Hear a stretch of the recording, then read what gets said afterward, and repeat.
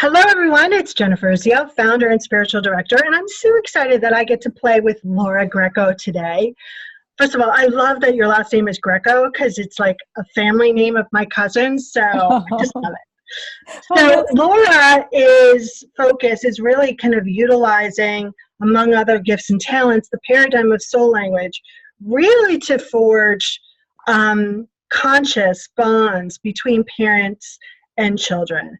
So we really wanted to talk about this because I think it's an untapped field for parents, meaning I think more and more parents need to be utilizing it because that really creates a lot of foundations in our adult lives. And I remember Laura this was years ago, talking to a client who was a mentor. That's a Axiom of Quest, everyone.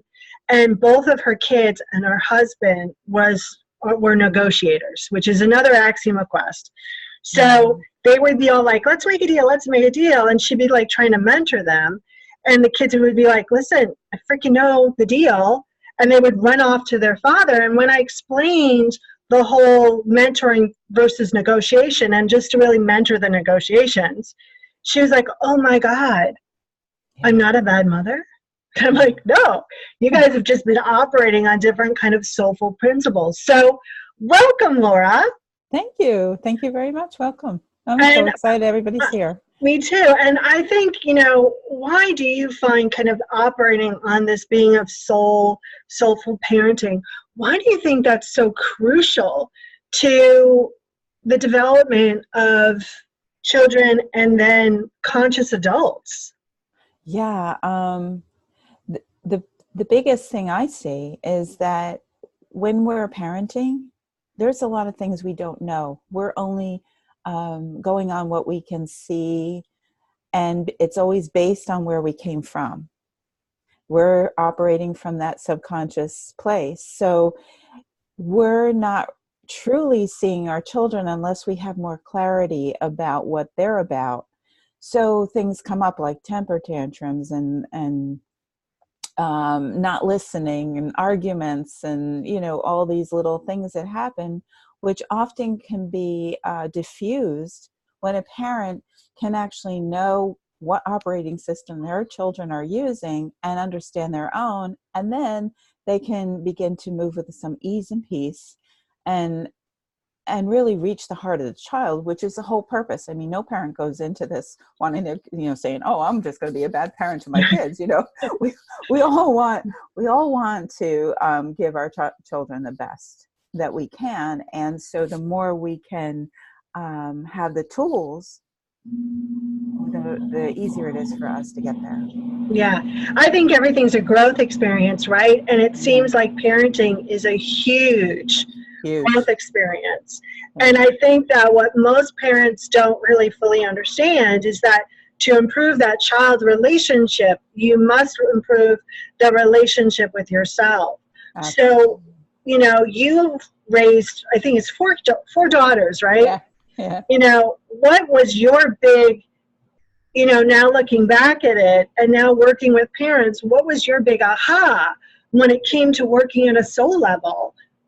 Because you're still having relationships with these children, right? And now Absolutely. they're adults. So what's been your biggest aha? Okay, so yeah, and I was pretty, observant of my children, I thought, I was in tune, I was there, I was raising them. However, when I was introduced to soul language, I began to understand myself in a new light, which helped me, first of all, to get real with me. Okay, and then as we progressed and we identified my children, now they're adults at this point, but honestly, how it has helped me in retrospect to see the challenges and how I, may not have known how to negotiate certain areas of their life with them. And yet it wasn't that I was a bad mom. It was more that I just didn't have clarity on certain issues with myself as well as them. So now today that I know their soul languages, it's not that they're using them so much, but it's that I get to see them for who they are, and to maybe ask the right questions, not to tell them what to do. Like I have more tools to be able to have great relationships with all of them. But that's because I'm coming from a place that's more divinely oriented, and giving me a chance to see them as who they are, separate from me. It sounds like there's this great sense of freedom, right? Yeah. This great sense of a bigger sense of confidence in the knowing and in what actions to take. You don't feel so lost. And it also sounds, and I know we've talked about this on a personal level, that, all of this soul work just doesn't help you, your children, but it also helps you and your own parental relationships, right? So you're really, by working on your soulful parenting, you're working on generations of patterns and struggles. Yes, because we are coming from, my past was quite was quite a turmoil while I was growing up. So I had a lot of operating systems that I really didn't know what to do with. And I also knew that if I left to my own devices, I would probably repeat the patterns that I so didn't want to repeat.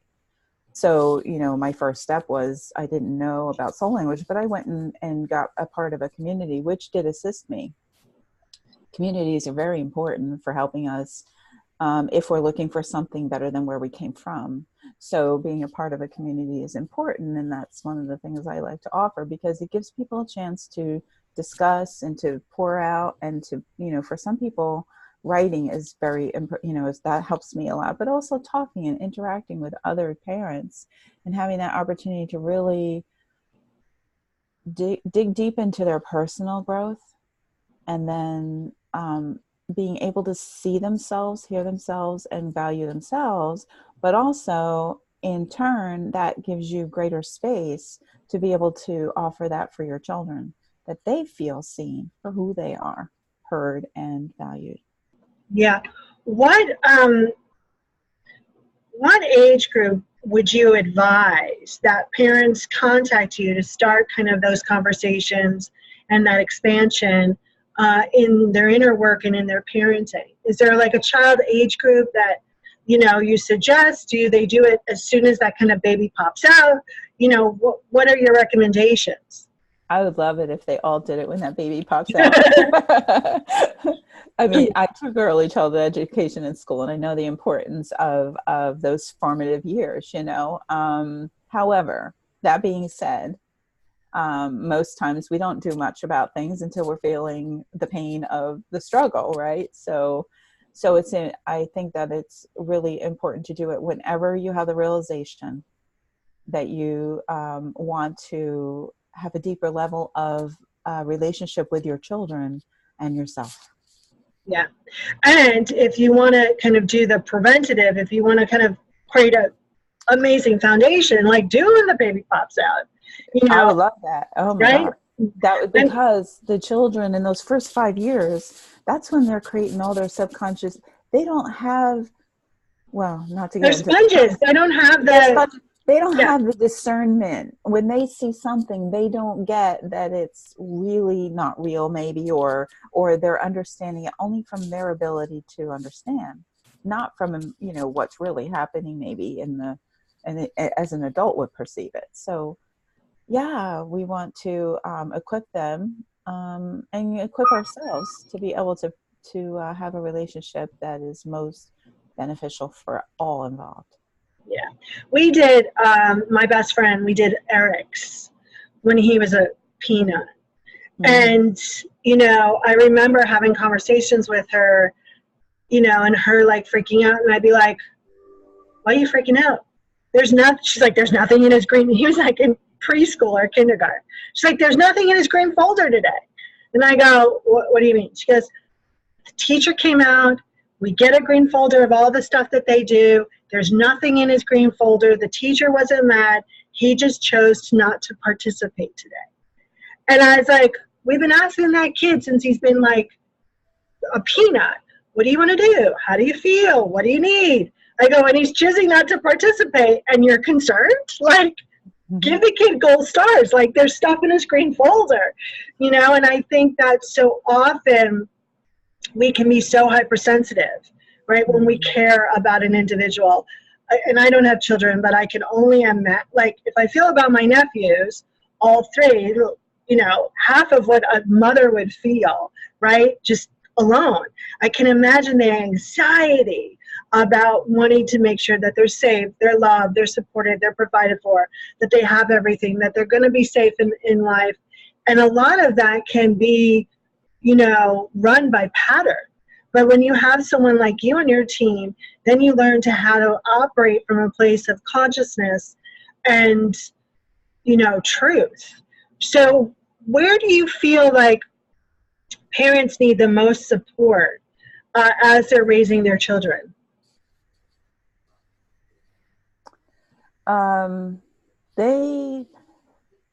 That's a broad question. The most support I feel a parent needs is to feel like they're safe and enough for their children. And so, because most of us come with the we've been patterned to have that on some level, that fear or that not feeling enough ourselves. And that it does, even though we think we're all, all that, then we have children. And then we find out because children do bring up all the things that we have experienced in our early life, right? It's like a repeat of where we were in some ways. And so all the triggers are going to come. So when a parent can observe them as more of an observer, become aware, and then neutralize the situation rather than reacting in it, that's like magic. It doesn't mean that problems are going to go away and you're not going to feel pain and you're not going to be triggered, but it's what you do with it that is so empowering and creates peace when you go to bed at night. Like you feel like, wow, my kids are going to be fine. Yeah. I'm gonna be fine. Yeah, and I think that's a huge kind of safety net for individuals. And I think that, having the tools, will extend in so many areas of their life, not just their relationships with their children. Mm-hmm. So as we're wrapping up, how do people get in touch with you? Oh, well, they can find me on Facebook, of course, but I have a website, which is www.artofsoulfulparenting.com. Beautiful. And if there's one thing that you want people to take away from our conversation today, what would it be, Laura? You are enough. You're already enough. It's a good one. and tools are just as assisting you in supporting that enoughness. I think it's key, and I think if anyone is feeling shame or judgment around their parenting, I think that's an amazing opportunity to reach out to Laura, understand what's available to you and opportunities for you. So, this could be a joyful time rather than a stressful time. Yeah. Laura, thank you so much for spending time with me today. Well, thank you. Thank you for having me. And everyone that's listening, thank you. Everyone, I'm Jennifer Izio, and I'm the founder and spiritual director of Soul Language. If you have any questions for me and Laura, just post them in the comments, and we'd be happy to answer. Bye for now. Bye for now.